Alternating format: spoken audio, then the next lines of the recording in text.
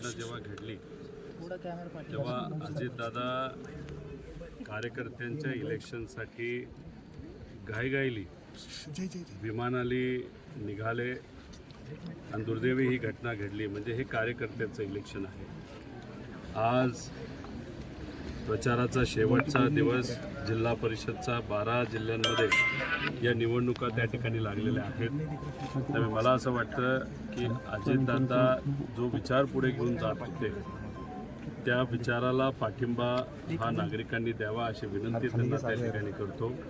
आणि राजकीय नेते दादा तो होतेच, अनेक फार मोठं नेतृत्व राजकारणातलं अजितदादा होते। त्यामुळे राजकीय दृष्टिकोनातून जर आदरांजली आपल्याला दादांना द्यायची असेल तर त्यांचे कार्यकर्ते, त्यांच्या विचाराचे कार्यकर्ते जिथं जिथं उभे आहेत तिथं लोकांनी त्यांना सहकार्य करावं असं पवार परिवाराच्या वतीने या ठिकाणी मी बोलेल। पवार परिवाराला सुद्धा या दुःखद घटनेमुळे आणि या दुःखद टाईममुळे प्रचाराला कुठेच त्या ठिकाणी जाता आलं नाही। त्यामुळे लोकही त्या बाबतीत काही गोष्टी समजून घेतील असं वाटतं। कुटुंब प्रमुखाची जबाबदारी पवारसाहेब आपण पार पाडताना आपण बघतोय। एवढं मोठं दुःख असताना स्वतः पवारसाहेबांनी सर्व पवार कुटुंबियांना आपल्या सोबत घेत दुःख कमी करण्याचा प्रयत्न केलेला आहे। आणि आज आपण बघितलं की बैठक झाली आणि अजितदादांच्या स्मारकाची जागेची पाहणी देखील करण्यात आली। पवार साहेबांच्या बाबतीत बोलायचं झालं तर आमच्या परिवारामध्ये पवार साहेब हे नेहमीच केंद्रबिंदू राहिलेले आहेत। राजकीय दृष्टिकोनातून पवार साहेबांचं कार्य मोठं होतं, सामाजिक दृष्टिकोनातून कार्य मोठं होतं आणि परिवाराला जेव्हा केव्हा अडचणी आल्या तेव्हा पवार साहेब हे भक्कमपणे परिवाराबरोबर राहिलेत। अजितदादा सुद्धा परिवाराबरोबर जेव्हा केव्हा अडचण त्या ठिकाणी आली तेव्हा ते राहिलेले आहेत। आणि आज दादा नसताना पवार साहेबांचं मार्गदर्शन हे जसं पूर्वी आम्हाला मिळत होतं तसं आत्तासुद्धा त्या ठिकाणी ते मिळतंय। आणि पार्थ असेल, जय असेल, काकी असतील, आम्ही सर्वजण असो हे पवारसाहेबांच्या मार्गदर्शनाखाली व्यक्तिगत परिवारातले कुठले विषय असतील नाहीतर या ट्रस्टचा विषय असेल तर हे सर्व विषय व्यक्तिगत परिवाराचे आहेत आणि सामाजिक आहेत। याच्यात कुठेही त्या ठिकाणी राजकारण नाही। आणि त्यामुळे पवारसाहेबांचं मार्गदर्शन आज आम्हाला जसं लागतंय तसं आम्ही त्या पद्धतीने या ठिकाणी काम करत असताना बघतोय। पार्थ, जय, काकींचं आणि सर्वच लोकांचं, आमच्या सकट सर्वांचंच मत आहे की एक चांगलं स्मारक हे अजितदादांच्या नावाचं त्या ठिकाणी असावं। आणि त्या दृष्टिकोनातून योग्य जागा कुठली जिथं लोकांना येता येईल, भेटता येईल, बघता येईल, दर्शन घेता येईल। आणि काकांचं काम, अजित काकांचं काम हे 35-40 वर्षाचं राजकारणातलं होतं। त्यामुळे म्युझियमसुद्धा चांगल्या पद्धतीचं व्हावं असं लोकांची इच्छा आहे, परिवाराची इच्छा आहे।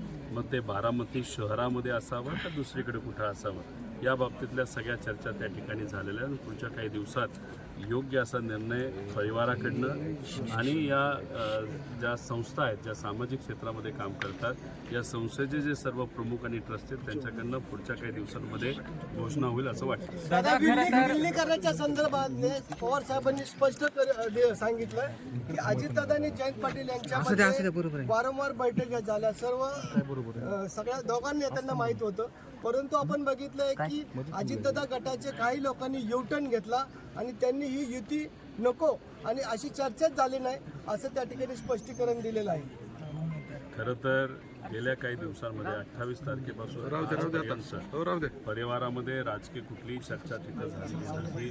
आणि आम्ही सुद्धा विनंती केलेली आहे की आम्हाला सुद्धा राजकीय एखादी भूमिका घेणं या दुःखद काळामध्ये भावनिक दृष्टिकोनातून थोडंसं अवघड त्या ठिकाणी जाते। 9 तारीख होऊ द्या, मग स्पष्टपणे या सर्व गोष्टींकडे आपल्याला बोलता येईल। शेवटी दादांची इच्छा काय होती, काय गोष्टी घडल्या या कुठेतरी लोकांपर्यंत गेल्या पाहिजे। युती होईल नाहीतर विलिनीकरण होईल नाही होईल याच्यावर मी भाष्य करणं एवढा मोठा नाही। फक्त हे जे काय राजकीय दृष्टिकोनातून काही आरोप प्रत्यारोप नाही तर चर्चा जी कुठली या महाराष्ट्रामध्ये सुरू आहे त्यामुळे कुठंतरी दुःख वाटतं की अजितदादांसारखा एवढा मोठा माणूस त्याच्या मनामध्ये काय याच्याबद्दल कुणीच तिथं चर्चा दुर्दैवाने त्या ठिकाणी करत नाही। चर्चा दुसरीकडेच कुठेतरी चाललेली आहे आणि त्याला एक राजकीय स्वरूप हे मोठमोठ्या नेत्यांनी तिथं दिलंय हे बघून कुठंतरी परिवारातला एक व्यक्ती म्हणून दुःख वाटतं. नाही, पण आमदारांनी चर्चा सुरू केली की हा सगळा घातपात आहे, तर कसं पाहिलं जातं? हे काय विमानात घडलं, कसं घडलं, हे सुद्धा 9 तारखेनंतर मी स्पष्टपणे आपल्या सर्वांना त्या ठिकाणी सांगेल. जे काय आमच्यापर्यंत माहिती आली आहे, अजून काय माहिती आम्ही मागवत आहोत. कारण एखादी घटना घडल्यानंतर खरंच काय झालं हे लोकांसमोर येणं हे फार महत्त्वाचं आहे. आणि पवार परिवार म्हणून सुद्धा, नाहीतर एक महाराष्ट्राचा नागरिक म्हणून सुद्धा लोकांच्या मनामध्ये ही शंका असेल तर काही अनुत्तरित प्रश्न आहेत. ते प्रश्न आम्ही योग्य ती जी काही बॉडी असेल, समजा DGCI असेल, नाहीतर राज्य सरकार असेल, नाहीतर केंद्र सरकार असेल, नाहीतर ती कंपनी असेल VSR, या सर्व लोकांना योग्य पद्धतीने काही प्रश्न नाही तर मनामध्ये ज्या शंका आहेत त्या आम्ही विचारू आणि त्याच्यावर नक्कीच ते लोक उत्तर देतील अशी अपेक्षा आपण करू. पवार कुटुंबामध्ये दुरावा निर्माण झाला होता, परंतु आपण बघितलं की अजितदादांच्या अकाली जाण्यानं संपूर्ण पवार कुटुंब एकत्र आलेलं आहे. कायमस्वरूपी हाच स्नेहभाव पवार कुटुंबामध्ये राहील आणि पुन्हा एकदा दोन्ही पक्ष एकत्र येतील. पवार परिवाराबद्दल बोलायचं झालं तर काही प्रमाणात जेव्हा पक्ष वेगळे झाले होते तेव्हा कुठंतरी एक जाणीव झाली होती की कुठंतरी दुरावा परिवारामध्ये तिथं आलेला आहे. पण नंतरच्या काळामध्ये साहेबांकडनं सुद्धा असेल, सुप्रियाताईंकडनं असेल, अजितदादांकडनं असेल, काकींकडनं असेल, सुनीता काकींकडनं, कारण का हे सर्व राजकारणात आहेत. आणि मग आमच्यासारखे जे पुढची पिढी आहे याच्याकडनं सुद्धा प्रयत्न राजकीय दुराव्याला कमी व्हावात यासाठी तसे खूप प्रयत्न सुरुवातीला झाले नव्हते. पण परिवार हा एक राहायला पाहिजे ही आपली महाराष्ट्राची संस्कृती, देशाची संस्कृती, याच्यासाठी परिवाराच्या दृष्टिकोनातून प्रयत्न एकत्रित येण्याचे झाले होते. जसं लग्नाला भेट देणं, सहभाग घेणं, आनंदात सहभाग घेणं, ह्या सगळ्या गोष्टी परिवाराकडनं तिथं झाल्या होत्या.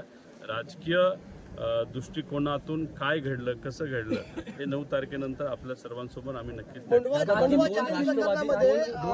पाच पवार यांना क्लीन चिट मिळाली आहे. आता राज्यसभेची जागा रिक्त झालेली आहे. आज याच्यामध्ये बातम्या देखील आलेल्या आहेत आणि आता राज्यसभेची जागा रिक्त झालेली आहे. पार्थ पवार यांच्या जागेचा त्या ठिकाणी विचार सुरू आहे का? की ती जागा कुठे हेच मला तिथं माहीत नाही आणि काय चर्चा चालू आहे हेही मला माहीत नाही. आणि गेले काही दिवस न मीडिया चॅनल आम्ही बघतोय न पेपर वाचतोय, त्यामुळे खरंच काय घडलंय हे आत्ता तरी माहीत नाही. पण राजकीय क्षेत्रामध्ये काम करत असताना, कधीही बोलत असताना मोगम बोलून चालणार नाही. त्यामुळे 9 तारीख उद्या सगळे विषय समजून घेतो, मग स्पष्टपणे. कुटुंब आणि राष्ट्रवादी एक नातं आहे आणि राष्ट्रवादी दादांची वेगळी असली तरीही राष्ट्रवादीचं अध्यक्षपद पवार कुटुंबियाकडे राहायला पाहिजे अशी सगळ्यांची इच्छा आहे.